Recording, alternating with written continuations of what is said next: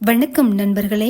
விண்மீன் 23 மறுநாள் நிச்சயமாகையால் கொட்டகை பந்தல் வேயப்பட்டு அலங்கார தோரணங்கள் இருக்கைகள் போடப்பட்டது ரெங்கனின் வீட்டு முன்முற்றத்தில். ஏனெனில் கயல் வீடு மிகச் சிறியது. நாளை நிச்சயம் செய்ய கிட்டத்தட்ட 50-70 பேர் வரக்கூடும் என்று ரெங்கன் வீட்டில் செய்ய ஏற்பாடு செய்தனர்.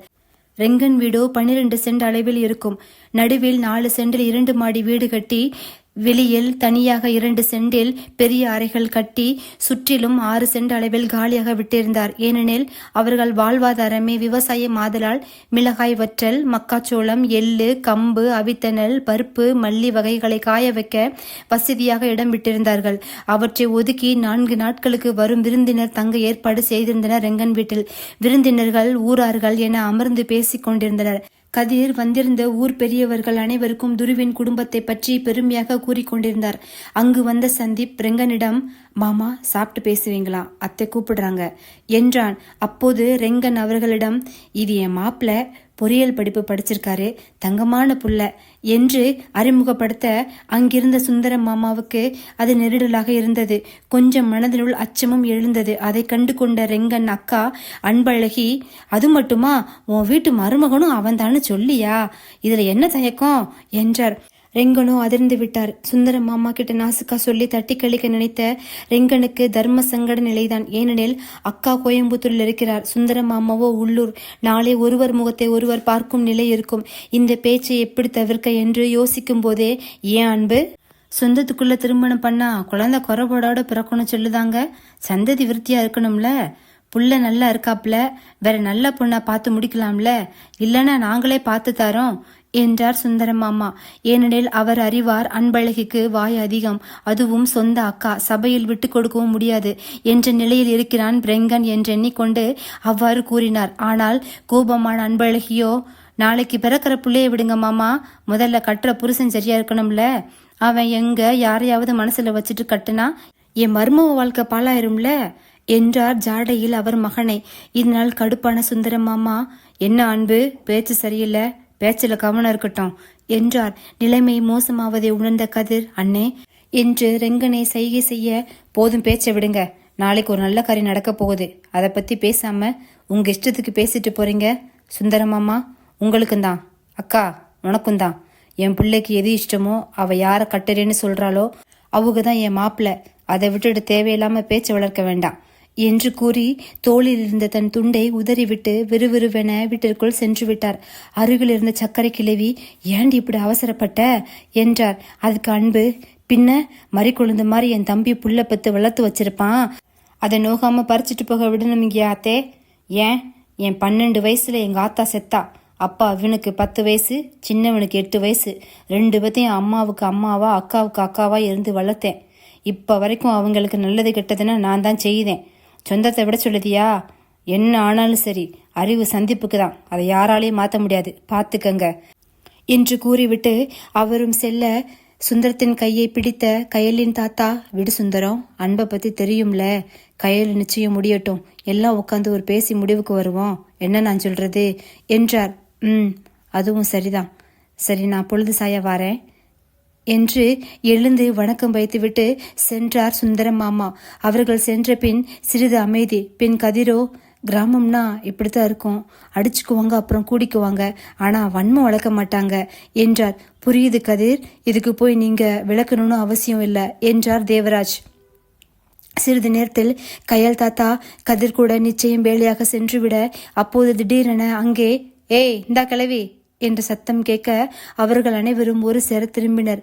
அங்கு அறிவழகியோ, கிழவன் சாப்பிட்டு போயிருச்சா என்று தனக்கு எதிர் வீட்டில் இருந்த கிழவியிடம் கேட்டாள். இல்லையா தங்கம், வார தேரந்தான் என்றார் கிழவி. குழம்பு கறி வச்சியா, இல்லை வேணுமா என்றாள். சொச்சம் இருந்தா கூட, இப்ப இல்லைன்னா கூட ராவுக்கு சுட வச்சு சாப்பிட்டுக்கிறேன் என்றார் கிழவி. சரி 2 கிணத்தை தூக்கிட்டு வா என்றவாறு அவள் வர, இருக்கையில் அமர்ந்திருப்பவர்களை கடந்துதான் அவள் செல்ல வேண்டும். அவள் வருவதை கண்ட சந்தீப், எவ்வளோ பெரிய ரகலம் நடந்துட்டு இருக்கு, இவன் என்னன்னா எவ்வளோ கூலா இருக்கா என்று நினைத்தவன் அவளை சீண்டும் விதமாக அவர்களை கடந்து செல்லும் போது, கடலா புயலா இடியா மழையா என்று ஆரம்பிக்க, என்றவாறு திரும்பியவளை கண்டு ஐயோ என்றவாறு திருட்டு விழித்து அடுத்த பக்கம் திரும்பி கொண்டான் சந்தீப். அவன் அருகில் வந்தவள், என்ன சந்தீப் மச்சான், பாட்டெல்லாம் பலமா இருக்கு என்றவள், ஏன் நிறுத்திட்டீங்க என்றாள். அவனோ, எல்லாம் இருக்காங்கடி, அசிங்கப்படுத்துறாத என்று எண்ணியவாறு, எத என்றான். அதான் அந்த பாட்டை பாடுங்க மச்சான் கேட்போம் என்றாள்.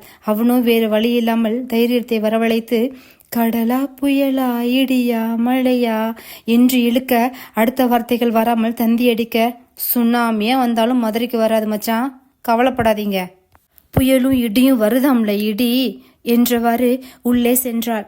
சந்திப்போ, இந்த அவமானம் உனக்கு தேவையா என்று எண்ணும் போதே ஆறுவோ துருவின் காது ஓரத்தை தொட்டு அவனிடம் காட்டியவள், ஒய் பிளட் சேம் பிளட் இல்லனா என்றாள். அவளை நிமிர்ந்து பார்த்த துருவோ, என்ன கம்பேர் பண்ணா அவனுக்கு ஒண்ணுமே இல்லை என்றான். விண்மீன் 24. அதே நேரம் அங்கு வந்த சர்க்கரை கிழவி பாப்பா என்று ஆறுவின் அருகில் அமர்ந்தார். சொல்லுங்க பாட்டிமா, என்ன வேணும் என்றாள்.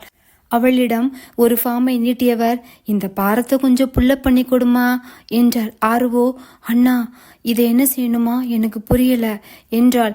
மேபி பிக்கப்னு சொல்றாங்களா என்றாள். ஆனால் துருவோ, நோ, ஒரு ஃபார்ம் தந்திருக்காங்க, அதில் எதுவும் எழுதலை, ஸோ ஃபில்லப் தான் அப்படி சொல்கிறாங்கன்னு நினைக்கிறேன் என்றான்.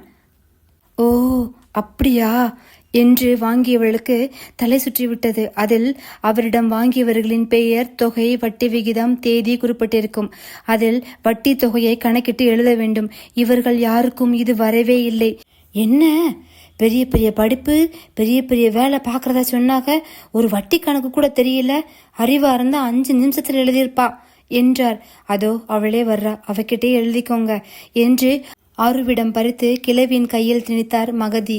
ஏனெனில் தங்களுக்கே கடினமாக இருக்கும் கணக்கு இவளுக்கு எப்படி தெரியும் என்றெண்ணி. ஆனால் இவள்தான் பல வருடங்களாக இதை இவருக்கு செய்கிறாளே, கண்ணை மூடிக்கொண்டு எழுதிவிடுவாள் என்று அவர்கள் அறியவில்லை.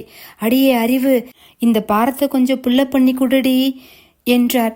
இடியே விழுந்தாலும் உன் காரியத்துல கண்ணா இருப்பியே என்று பிடுங்காத குறையாக வாங்கி ஃபில் செய்ய துவங்கினாள். அப்பொழுது நாளைக்கு சமையலுக்கான காய்கறிகள் வர, அண்ணே அந்த மூட்டையெல்லாம் பின்னால போகட்டும், அரிசி பருப்புலாம் சைடில் போகட்டும் என்று கட்டளையிட்டவாறு 5 நிமிடங்கள் இல்லை, 3 நிமிடத்தில் முடித்து கொடுத்துவிட்டு சென்று கொண்டே இருந்தாள் அறிவழகி.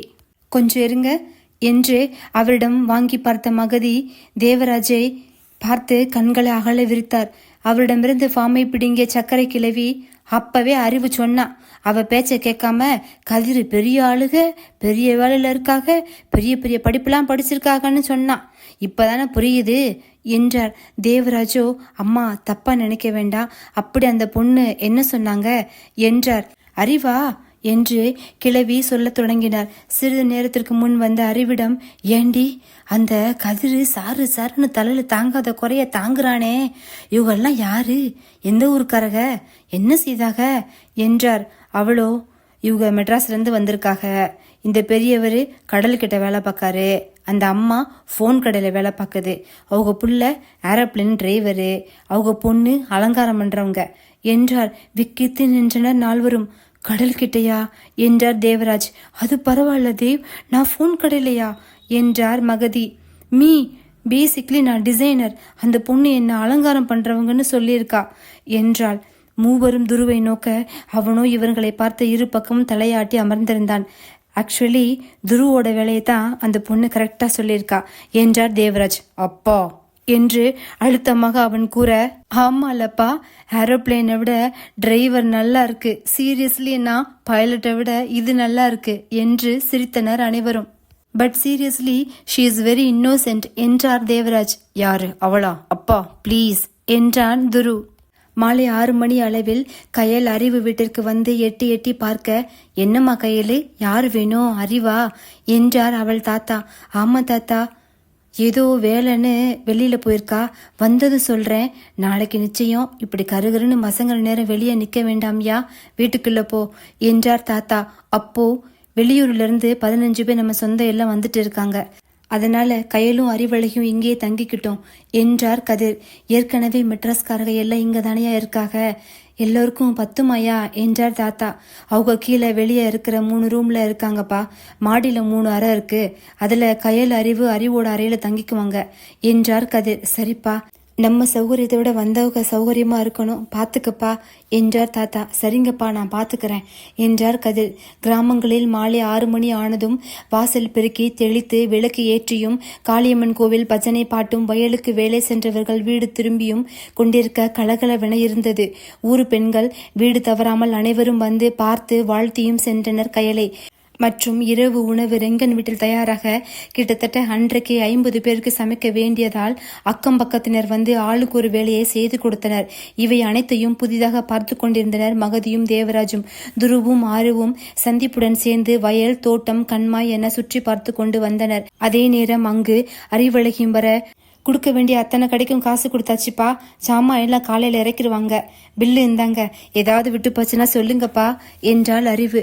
நீ போய் ஏதாவது விட்டு போகுமாடா, எல்லாம் சரியாத்தான் இருக்கும் என்றார் ரெங்கன். அப்போது சந்திப்போ, அதுல எவ்வளவு காசு கம்சன் அடிச்ச என்றான் அறிவின் காதருகே சென்று ரகசியமாக. எங்க அப்பா வீட்டு காசு, நான் எவ்வளவு வேணாலும் அடிப்பேன், உங்களுக்கு என்ன என்றாள் அறிவு.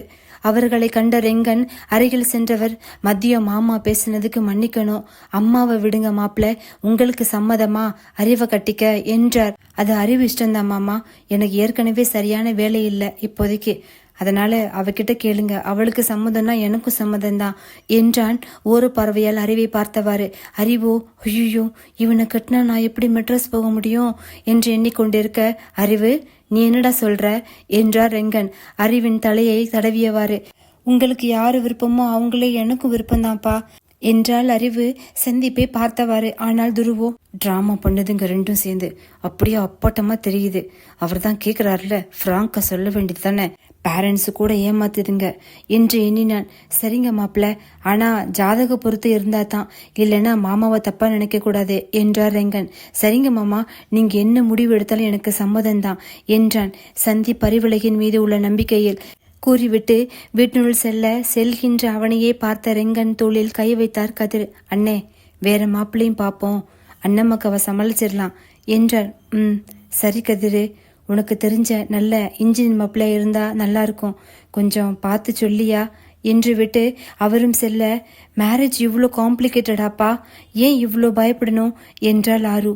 இல்லடா, இவங்க எல்லாத்துக்குமே இம்பார்ட்டன்ஸ் கொடுக்கறாங்கல்ல, லைக் உறவு, ஊர், கேஸ்ட், ரிலீஜன், ஸோ காம்ப்ளிகேட்டட் தானே, நல்லா அமையணும்னு என்றார் தேவராஜ். ஆனா இதெல்லாம் பார்க்கும்போது எனக்கு என்னோட சின்ன வயசு லைஃப் தான் மிஸ் ஆன ஃபீலிங் இருக்கு. நான் வேலைக்கு போனப்போ பாட்டியும் தாத்தையும் என்னோட கூப்பிட்டேன், அவங்க வரல. இந்த மாதிரி வாழ்க்கைக்கு பழக்கப்பட்டவங்க சிட்டில இருக்க மாட்டாங்கடா, இருக்கவும் முடியாது என்றார் தேவராஜ். 7 மணி அளவில் கயலே அறிவிறகி வீட்டிற்கு 2 பெரிய பெட்டிகளை தூக்கி கொண்டு வந்தாள்.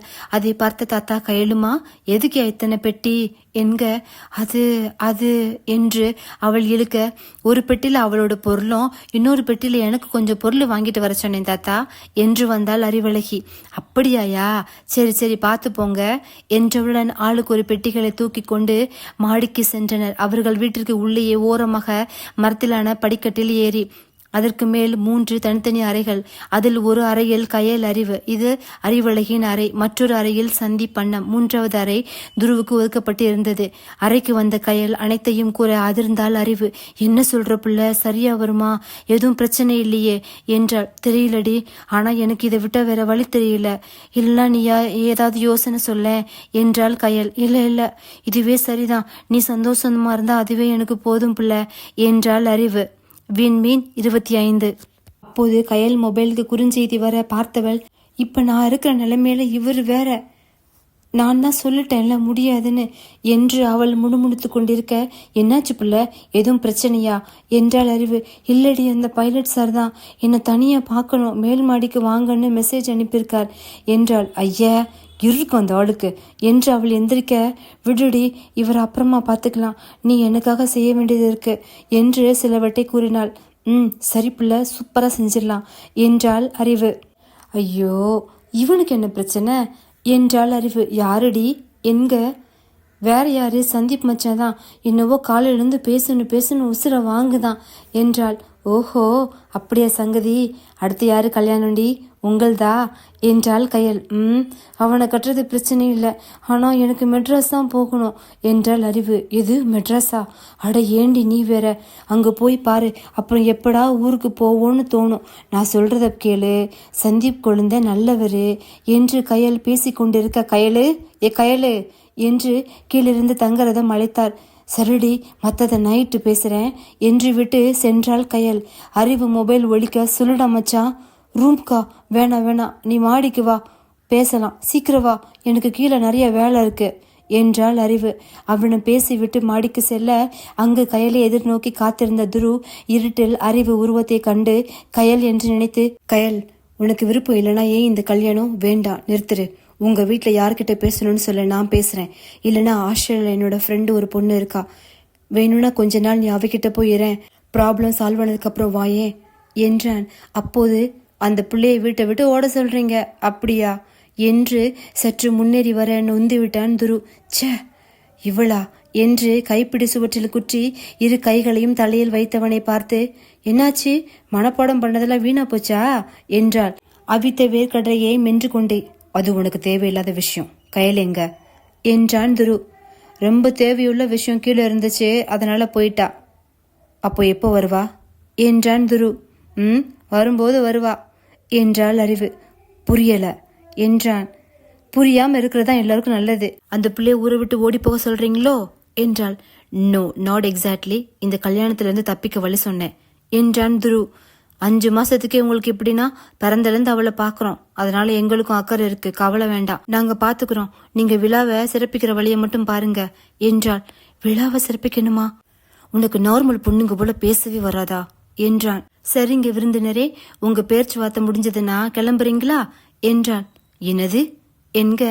நம்ம ஆளு வந்தாச்சு என்று கீழ்ப்படியை கண்காட்ட, அங்கு சந்திப்போ பட்டுக்கண்ணம் தொட்டுக்கொள்ள ஒட்டிக்கொள்ளும் என்று பாடிக்கொண்டே மேலே வர, அதை பார்த்த துரு தலையில் அடித்து விட்டு செல்ல, எங்க மெட்ராஸ்காரரே, அந்த கதவை பூட்டிட்டு போங்க, அப்புறம் வேற யாராவது வந்துட போறாங்க என்றாள் அறிவு. இடியட் என்றவாறு சென்றான் துரு. ஏய், ஏண்டா மச்சான், காலையிலேருந்து சும்மா நையின்னு மெசேஜ் என்றாள் அறிவு. அதற்கு சந்திப்போ, எனக்கு ஒரு ஹெல்ப் வேணும் அறிவு, அது உன்னால மட்டும்தான் முடியும் என்று ஏதோ கூறினான். நானா? முடியாது சந்தீப் மச்சான், எனக்கு பயமா இருக்கு, இதனால அப்பாவுக்கு பின்னால பிரச்சனை வந்தா நான் என்ன செய்ய, நான் மாட்டேன் என்றாள் அறிவு. அது உன் இஷ்டம் அறிவு, நான் என் நிலைமையை சொல்லிட்டேன், இதுதான் என்றான் சந்தீப். சரி பாக்கேன், எல்லாம் வந்து ஏன் தலையை உருட்டுங்க என்று அவன் தலையில் குட்டு வைக்க, வலிக்குது விடுடி என்று சந்தீப் சத்தமிட, அது அவர்களுக்கு நேராக கீழே இருந்த அறையின் ஜன்னல் வெளியே துருவுக்கு கேட்டது. அவனோ மனதினுள் வேற என்னவோ சிந்தித்து, என்ன பெண் இவள் என்று எண்ணி தலையில் அடித்து கொண்டான். இரவு உணவு இடைவேளை முடிந்து அவரவர் அறைக்கு செல்ல கதிர் அருகில் வந்த தேவராஜ், கதிர், என்ன முடிவு எடுத்திருக்கீங்க, இது சரிதானா என்றார். நிலைமை கைமீறி போயிடுச்சு சார், நீங்களே பார்த்தீங்க தானே, உறவுகளை காயப்படுத்த முடியாது, எல்லாத்துக்கும் மேலே பொம்பளை பிள்ளை வாழ்க்கை, 1 நாளே எங்கள் ஊரில் 10ன்னு பேசுவாங்க, நான் நல்லா விசாரிச்சிட்டேன், பையன் சொந்தமாக தொழில் செய்கிறாரு, கையிலையும் ரொம்ப பிடிச்சிருக்கு, ஆரம்பத்தில் கஷ்டம்தான், அப்புறம் போக போக சரியாயிரும் பாருங்க என்றார் கதிர். அவர் பேசியதை உற்று நோக்கிய தேவராஜ் அவர் தோள்களை தட்டி கொடுத்து விட்டு சென்றார். ஆனால் அவர் மனநிலையில் திருப்தி இல்லை. ஏனெனில் மன வாழ்க்கை அவ்வளவு எளிது அல்ல. திருமணமாகும் இருவருக்கும் அதில் 100% பரஸ்பர சம்மதம் இருந்தால் அடுத்து வரும் எதையும் எதிர்க்கும் திறன் தானாக வந்துவிடும். இல்லையெனில் சிறு சிறு பிரச்சனைகள் கூட பெரிதாக காணும் கண்ணோட்டம் இருக்கும். இதுதான் மன முறிவுக்கு முதல் நிலை காரணம் என்று எண்ணியிருக்க, தேவ், நான் இங்கே வந்ததுலேருந்து பார்க்குறேன், நீங்கள் நார்மலாக இல்லையே, அப்பப்போ ஏதோ யோசிச்சுட்டே இருக்கீங்க என்றார் மகதி. தெரிஞ்சே ஒரு பொண்ணோட வாழ்க்கை பாழாகிறது எப்படி சொல்லுவேன் என்று எண்ணியவாறு, இல்லை மகதி, நம்ம பசங்கள் நினச்சிதான், நமக்கும் இனிதான நிறைய கமிட்மெண்ட்ஸ் இருக்கு, அதை எப்படி பண்ணுறதான் யோசிக்கிறேன் என்றார். தேவ், நம்ம 2 பேரும் இண்டிபெண்ட், ஆனால் அவங்க அப்படி இல்லை, நம்ம பிள்ளைங்க விருப்பத்துக்கு மாற நம்ம எதுவும் செய்ய மாட்டோம், ஸோ ரிலாக்ஸ் தேவ் என்றார். ஆமாம், உன் மகனுக்கு விருப்பம்னு ஒன்று இருந்தா தானே, ஏதோ லவ்னா, இப்போ அந்த பொண்ணுக்கு நாளைக்கு என்கேஜ்மெண்ட், ஆனால் இவன் இங்கே ஊரை சுற்றிக்கிட்டு இருக்கான், இவனுக்கெல்லாம் ஹீரோ ரோலு, இவனை போல மொக்க கதாநாயகனை நாங்கள் பார்த்ததே இல்லைன்னு இப்போ இதை கேட்குற எல்லாரும் காரி காரி துப்ப ஆரம்பிச்சிருவாங்க என்று எண்ணி நொந்து கொண்டார் தேவராஜ். 2 மணி நேரம் கழித்து வந்த தங்கத்தை பார்த்த ரஞ்சிதம், தங்கம்மக்கா உன்னை எங்கெல்லாம் தேட எங்க போயிருந்த என்றார். காளியம்மன் கோயிலுக்கு தான் ரஞ்சிதம். கையலுக்கு கல்யாணம் நல்லபடியா எந்த கொத்தம் குறையும் இல்லாம நடக்கணும்னு அம்மனுக்கு அடி பிரதட்சணம் செஞ்சுட்டு வந்தேன். இந்தா என்று திருநீரை நீட்ட அவரும் எடுத்து பூசிக்கொண்டார். அதெல்லாம் ஓ மனசுக்கும் அவ மனசுக்கும் அம்மை அருளால நல்லபடியா நடக்கும்கா என்றார் ரஞ்சிதம். இரவு ஒவ்வொருவரின் மனநிலையும் வெவ்வேறாக.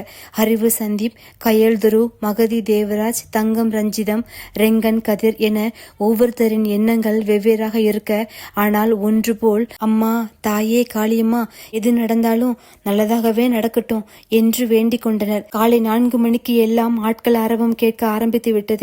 பெண்கள் யார் யாருக்கு என்ன வேண்டும் என்று கேட்டு கேட்டு டீ, காஃபி, பால் என கொடுத்தனர். 5 மணி அளவில் சேவல் கூவும் சத்தமும், பறவைகளின் கீச்சொலியும், தூரத்தில் மயில் அகவும் சத்தமும், ஆடு மாடுகளின் உணவுக்கான சத்தமும், கிராமத்து அலாம் அடிக்க இதுக்கு மேல தூங்க முடியாது என எல்லோரும் எழுந்து விட்டனர். ஒருவரை தவிர. வேறு யாராக இருக்க முடியும்? அறிவழகிதான். இப்படியாக 7 ஆகிவிட்டது. 2-3 தடவை ரஞ்சிதம் அடித்து எழுப்பிவிட்டு சென்றார். கயலோ 15 நிமிடத்திற்கு ஒரு முறை அடியை உன்னத்தான் கீழே கூப்பிட்டுட்டே இருக்காங்கடி என எழுப்பி சோர்வாகி விட்டாள். அந்த வழியாக சென்ற சந்தீப் அவர்கள் அறையை எட்டி பார்க்க விவரத்தை கூறினாள் கயல். அட, இதுக்கு போய் நீங்க ஏன் இவ்வளவு கஷ்டப்படுறீங்க அண்ணியாரே, இப்ப பாருங்க என்று விட்டு, ஏ அறிவு, உனக்கு பரோட்டா வேணுமா இல்லனா பொங்கல் வேணுமா?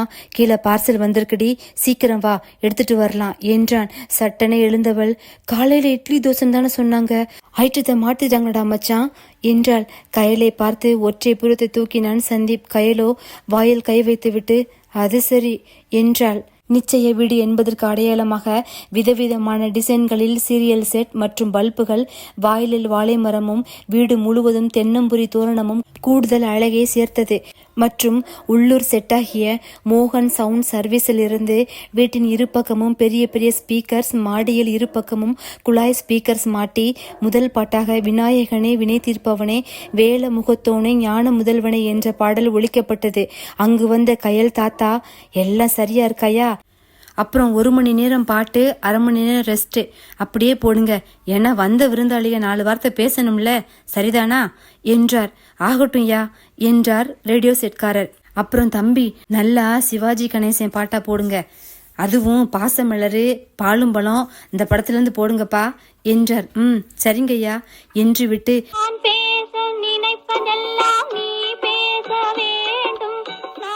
என்ற பாடல் ஒலிக்க அங்கு வந்த சர்க்கரை கிழவி, ஏலே மைக்கு செட்டு எங்க சொல்லுங்கம்மா என்றார். எம்ஜிஆர் பாட்டு போடல, அதுவும் படகோட்டி எங்க வீட்டு பிள்ளை, அந்த பாட்டு போடல என்றார்.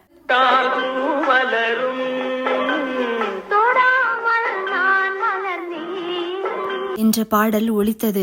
அவர் சென்றவுடன் ரெங்கன் அங்கு வர, என்னையா தம்பி, ஒரே ரொம்ப பழைய பாட்டா இருக்கு, ஒரு விஜயகாந்த் பாட்டு, ஒரு ராமராசியம் பாட்டு போடு, அம்மன் கோயில் கிழக்கால வைதேகி காத்திருந்தா கரகாட்டக்காரன் படத்துல இருந்து பாட்டெல்லாம் போடுப்பா என்றார்.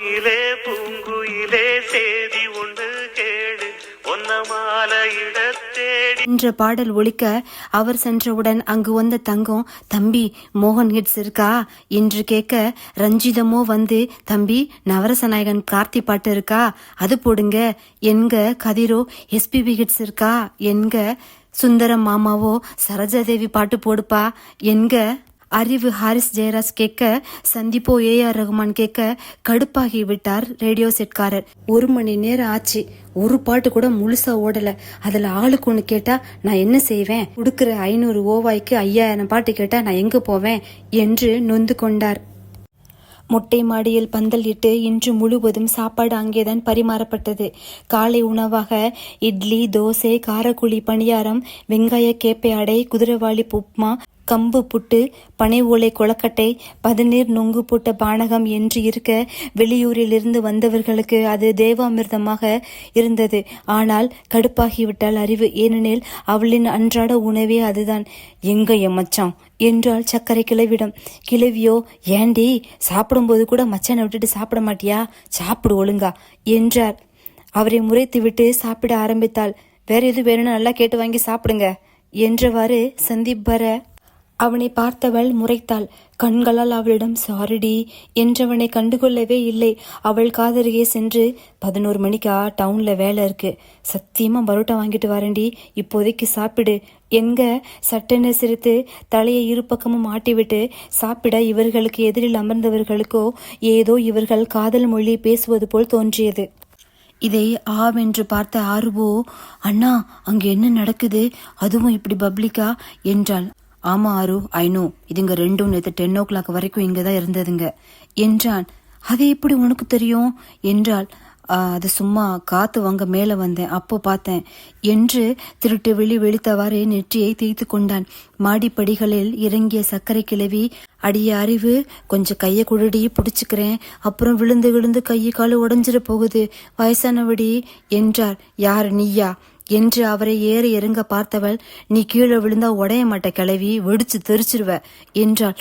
ஏண்டி அவ்வளோ தடியாவா இருக்கேன் என்றாள். தடியாவா, ஓசி சாப்பாடுல அதுதான் 2 நாள்ல உருண்டுட்ட கிளவி, இப்படி ஊதிக்கிட்டே போனேன்னு வையே, நாளைக்கு நீ செத்ததுக்கு அப்புறம் உன்னை தூக்கி குளிப்பாட்ட எங்களுக்கு தான் கஷ்டம். உன் மகன் வேற வெளிநாட்டுல இருக்கான், சட்டுன்னு வர முடியாது, ஏற்கனவே ஊதி போயிருக்க, இன்னும் ஊதிட போற, பார்த்து தின்னு என்றாள் அறிவழகி.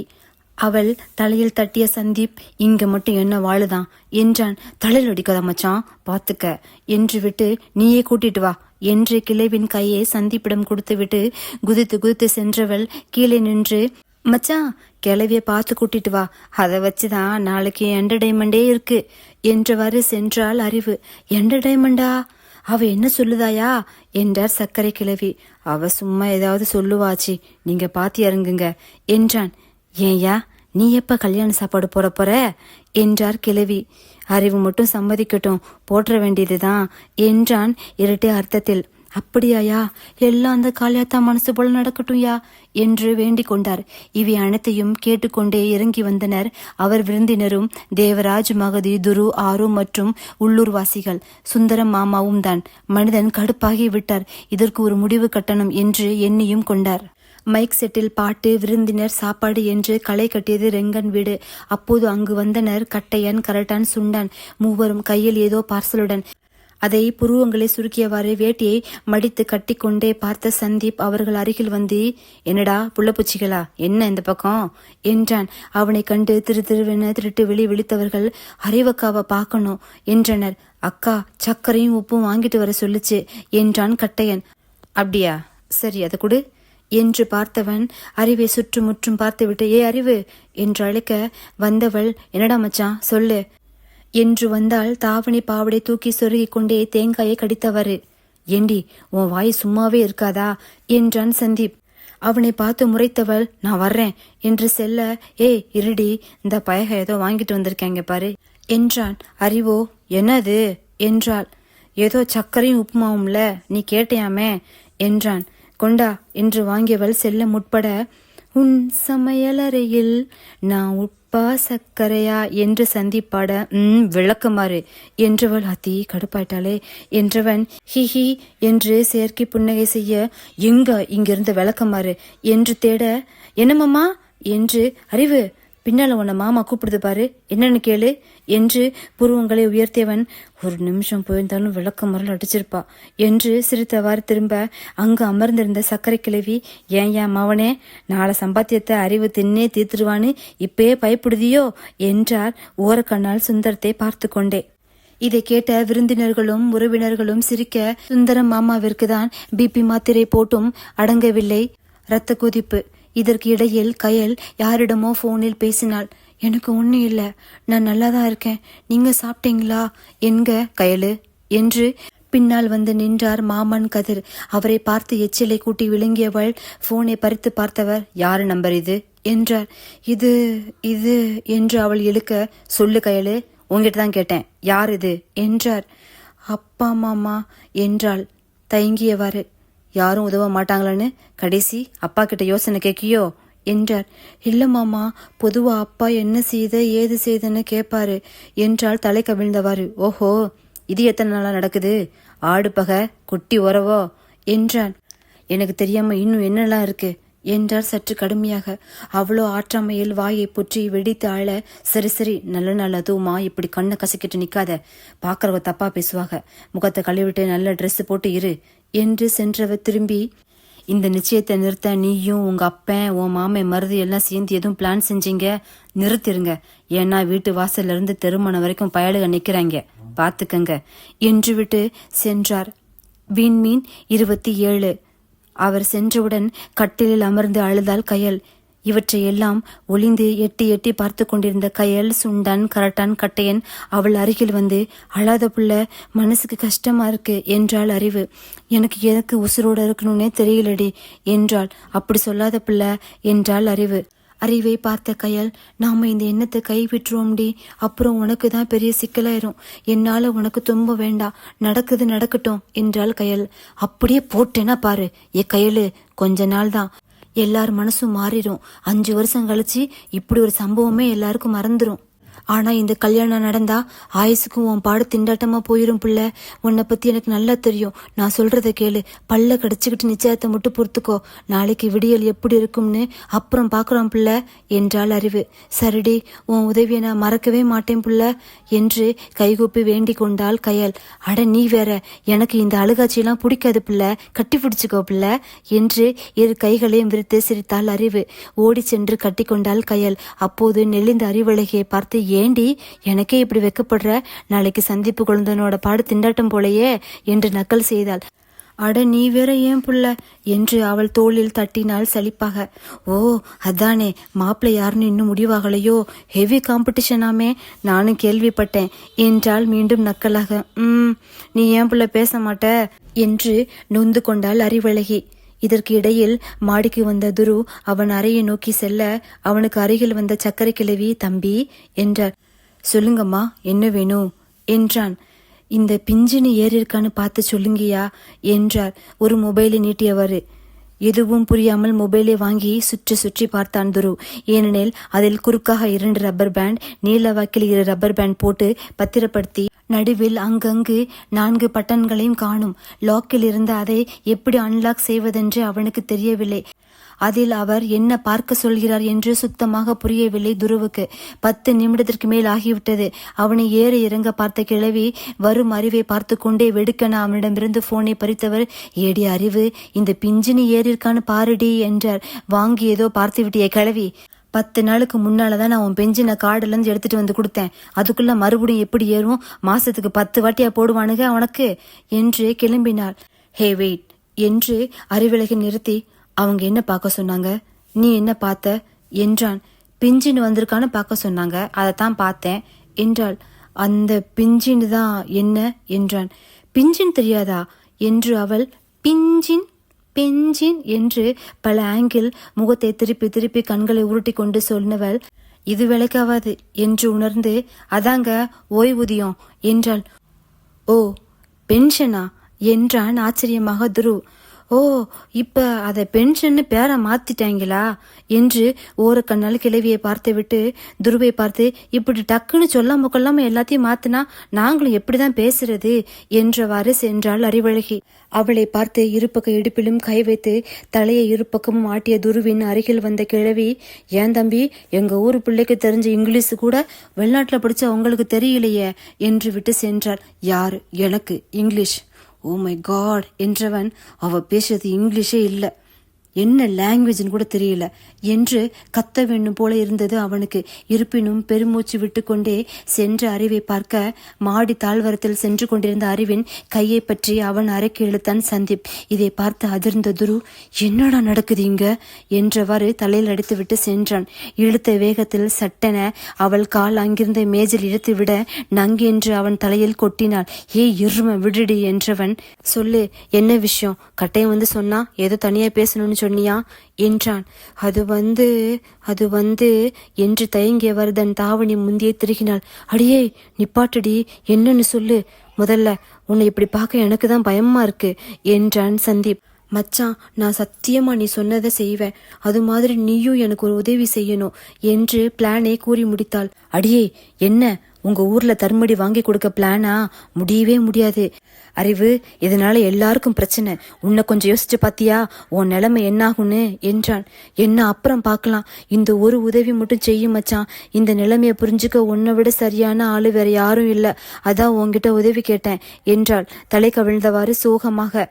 போதும்டி, மூஞ்சி அப்படி வைக்காத. ஆக்டிங்னு அப்படியே தெரியுது. உனக்கு என்ன செய்யணுமோ அதை நான் செய்யறேன் என்றான் சந்தீப். அப்போது அவர்கள் அறையை கடக்க முயன்ற துரு காதிலும் இது விழுந்தது. ஆமா, அப்படியே ரொம்ப தெய்வீக காதலர்கள் பாரு என்று சலித்து கொண்டான். ஏன் மச்சானா மச்சான் தான் என்று அவன் இரு கன்னத்தையும் கிள்ளி விட்டு ஓடினாள் அறிவு.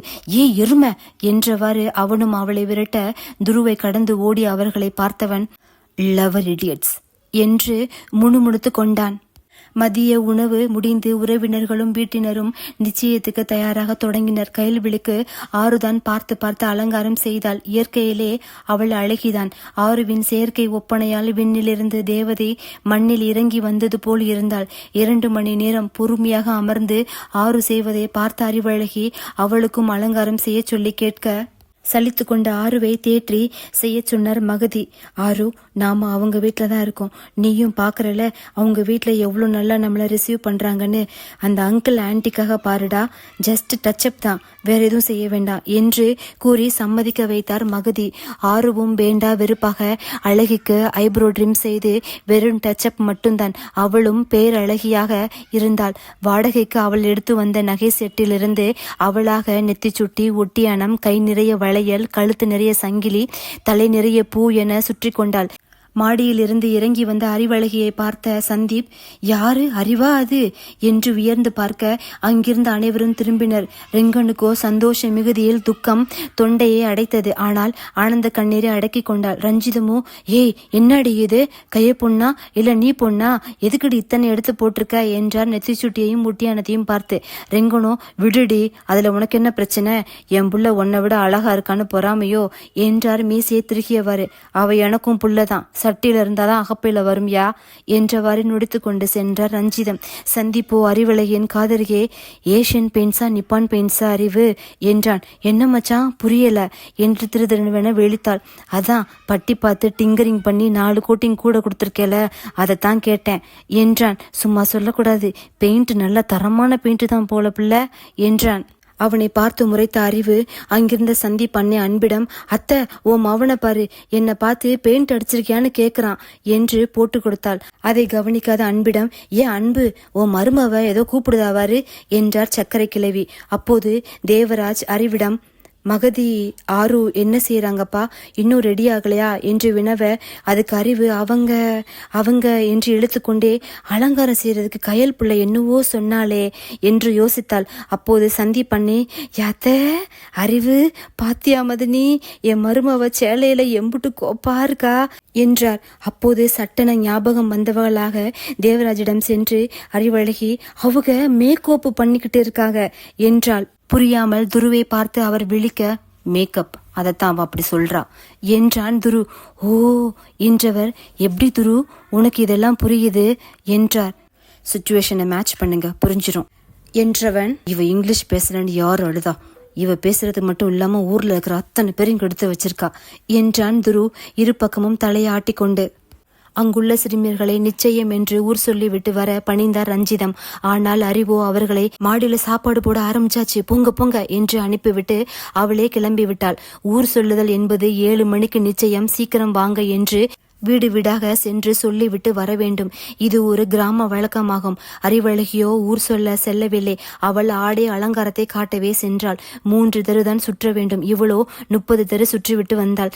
வந்த அறிவை கண்ட சந்தீப், ஏண்டி அதுக்குள்ள முடிச்சிட்டியா, பக்கத்து ஊருக்கெல்லாம் போய் சொல்லிட்டு வரலாம்ல என்றான் நக்கலாக. ஐயோ அப்படியா, சொல்லணுமா மச்சான் என்றவளை பார்த்து, அண்ணே நீங்க வேற, அக்கா போச்சுன்னா அப்புறம் கையலக்கா வளைகாப்புக்கு தான் திரும்பி வரும் என்றான் சுண்டான். அப்போதுதான் இவர்கள் தன்னை கிண்டல் செய்கிறார்கள் என்று உணர்ந்தவள் சந்தீப் தலையில் கொட்ட, அவனும் அவள் கையை பற்றி அவள் தலையில் கொட்ட, அங்கிருந்த அனைவரும் அவர்கள் ஊடலை கிண்டல் செய்தனர். ஆனால் சுந்தரம் மாமாவுக்கு மட்டும் எரிச்சலாக இருந்தது.